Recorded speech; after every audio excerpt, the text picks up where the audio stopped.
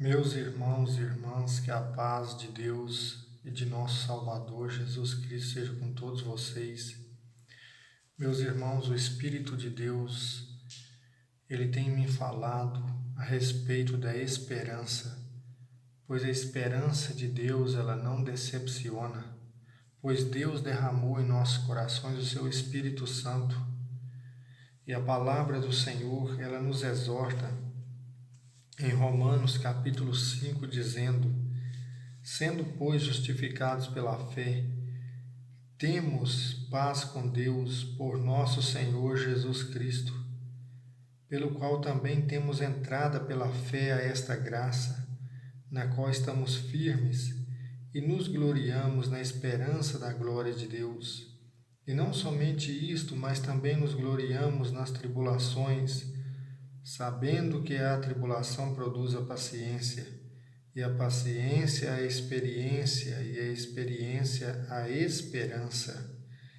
E a esperança não traz confusão, porquanto o amor de Deus está derramado em nossos corações pelo Espírito Santo que nos foi dado. Glória a Deus.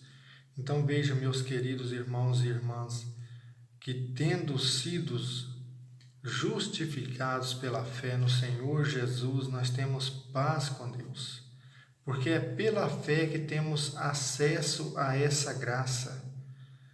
Então, meus queridos, nós nos gloriamos também nas tribulações, porque a tribulação, ela produz a paciência, e a paciência a experiência, e a experiência a esperança. E a esperança, meus irmãos, ela não traz confusão, porque Deus derramou em nossos corações o seu Espírito Santo. É isso que a palavra está dizendo, porque Cristo Jesus, nosso Senhor, ele morreu a seu tempo pelos ímpios. Dificilmente alguém morra por um justo, mas o Senhor Jesus, ele morreu por nós quando nós éramos ainda pecadores. E Deus, ele mostra o seu amor para conosco, fazendo com que Cristo morra por nós quando nós ainda éramos pecadores. E a palavra de Deus, ela continua dizendo, em Romanos capítulo 8, verso 24, ela diz assim, Romanos 8, 24, veja o que diz, meus irmãos. Porque em esperança somos salvos. Ora, a esperança que se vê não é esperança, porque o que alguém vê, como esperará? Mas se esperamos o que não vemos, é com paciência que esperamos. Aleluia! Então veja, meus irmãos, é na esperança que somos salvos. E ninguém espera o que já recebeu. Nós esperamos com paciência porque sabemos que o Senhor, ele nos fez essa promessa de um dia retornar nas nuvens do céu com poder e glória para ressuscitar o nosso corpo abatido e nos dar um corpo glorificado, e para sempre estaremos com ele. Então aqui o apóstolo Paulo, ele exorta: ora, a esperança que se vê não é esperança, porque o que alguém vê, como esperará? Mas se esperamos o que não vemos, é com paciência que esperamos.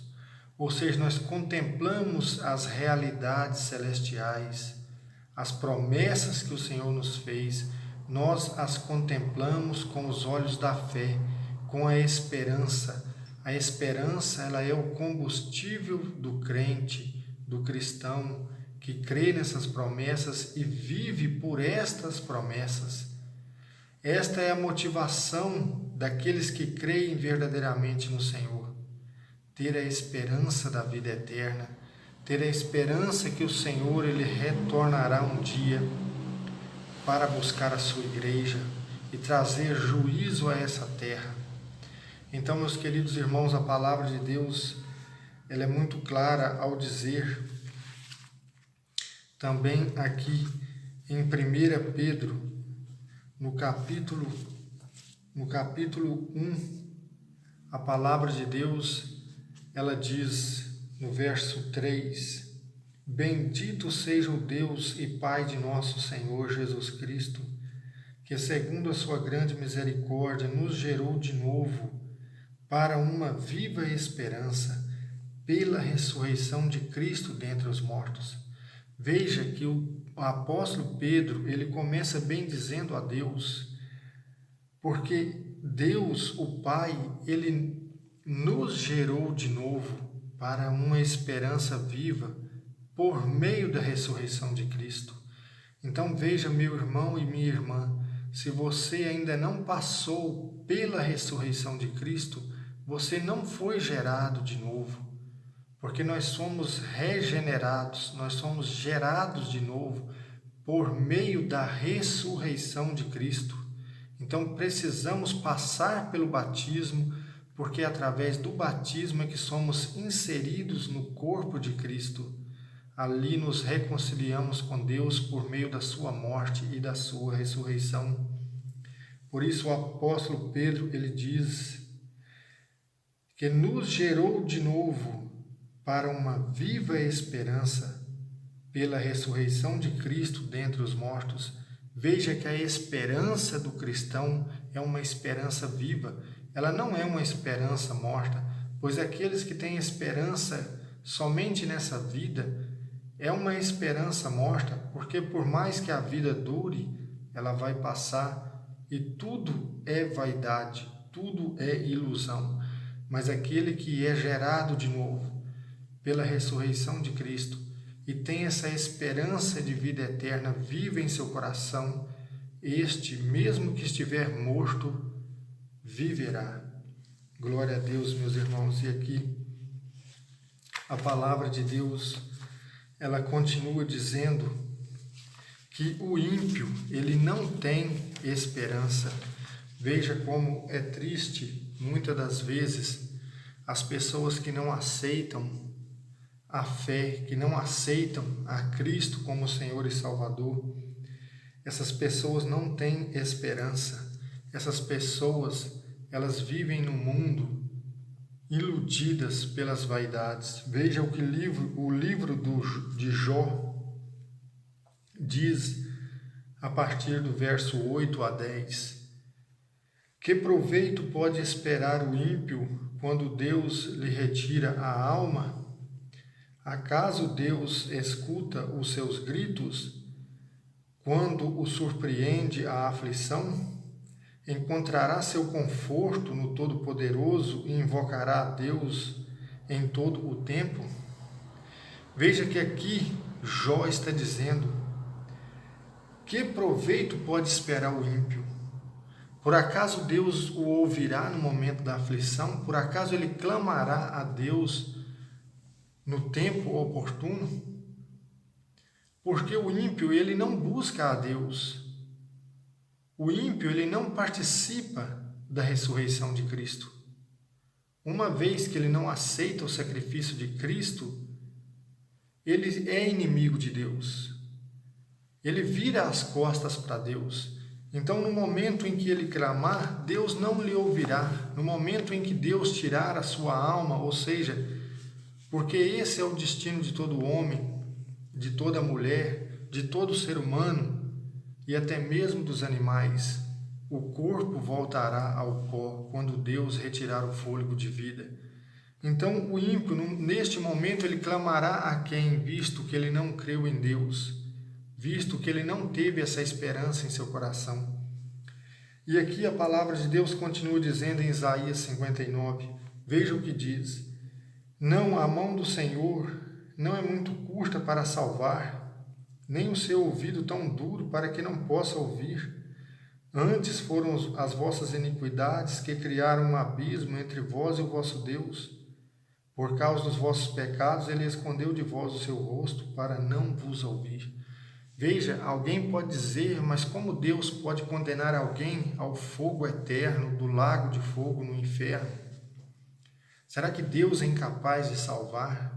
Não, meus queridos irmãos, veja que a palavra está dizendo: a mão do Senhor, ela não é curta para salvar. mas são os pecados, as iniquidades, as transgressões da pessoa que colocam uma barreira, um abismo entre ela e Deus.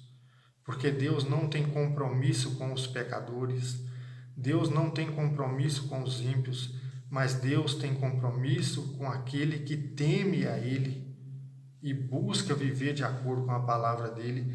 Porque quando você estuda esse texto de Isaías 59, você vê que fala claramente as obras do ímpio e por que Deus não pode ouvi-lo, porque ele virou as costas para Deus e ele fez tudo o contrário daquilo que Deus disse para fazer.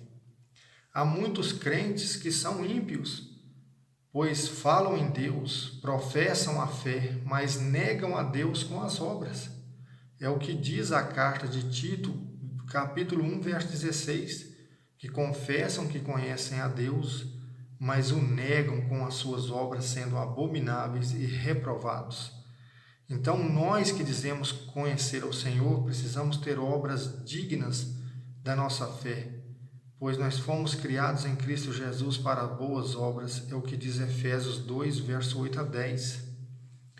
Então aqui a palavra está dizendo: com efeito, vossas mãos estão manchadas de sangue, vossos dedos de iniquidade, vossos lábios falam mentira, vossa língua profere maldade.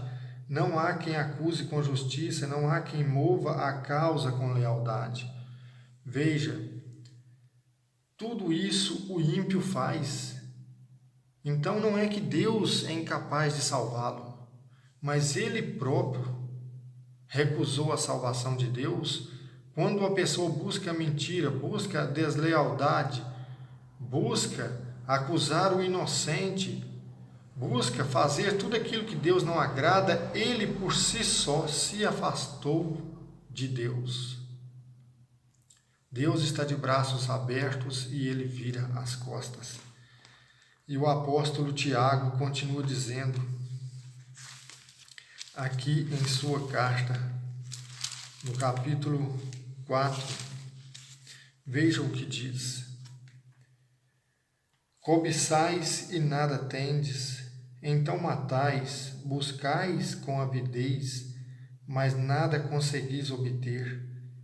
Então vos entregais à luta e à guerra, e não possuís porque não pedis. Pedis e não recebeis porque pedis mal, com o fim de gastar em vossos prazeres. Veja que o ímpio, até mesmo quando ele pede, quando ele ora a Deus, ele não recebe, porque ele pede para gastar com seus próprios prazeres carnais.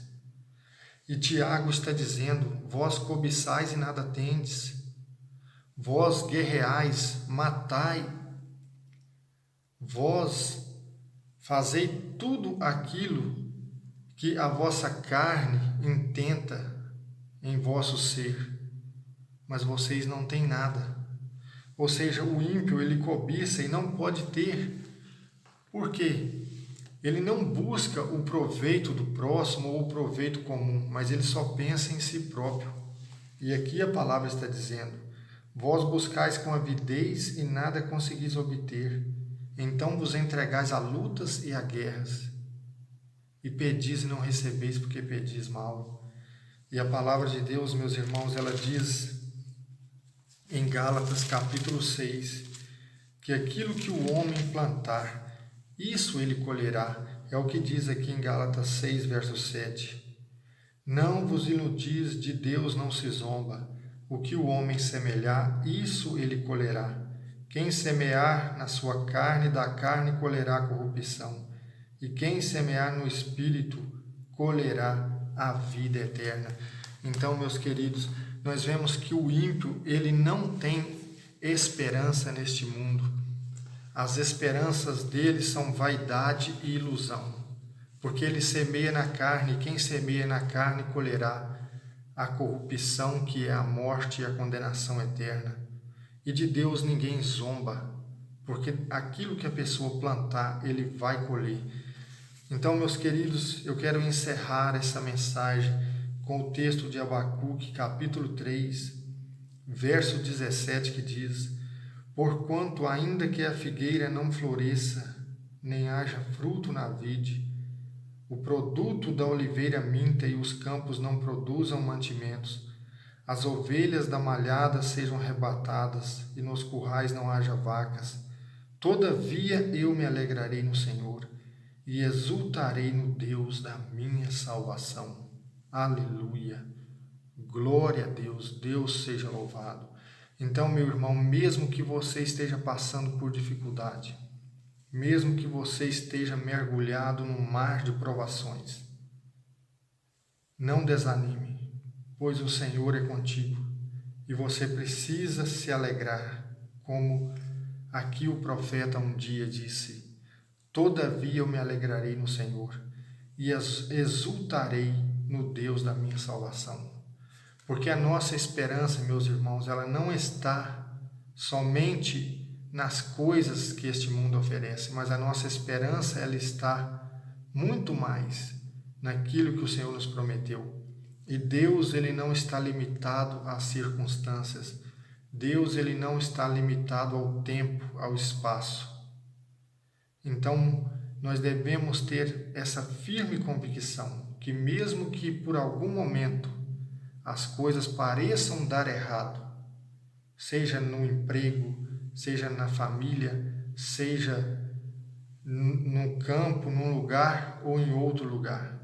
Mas nós que cremos no Senhor e nos alegramos na graça que Ele nos deu através do Seu Filho Jesus, nós devemos ter firme em nosso coração essa promessa e nos exultar e alegrar no Deus da nossa salvação. Amém? Que Deus te abençoe e te conceda paz em seu coração e alegria em sua vida e na sua família, em nome do Senhor Jesus. Amém?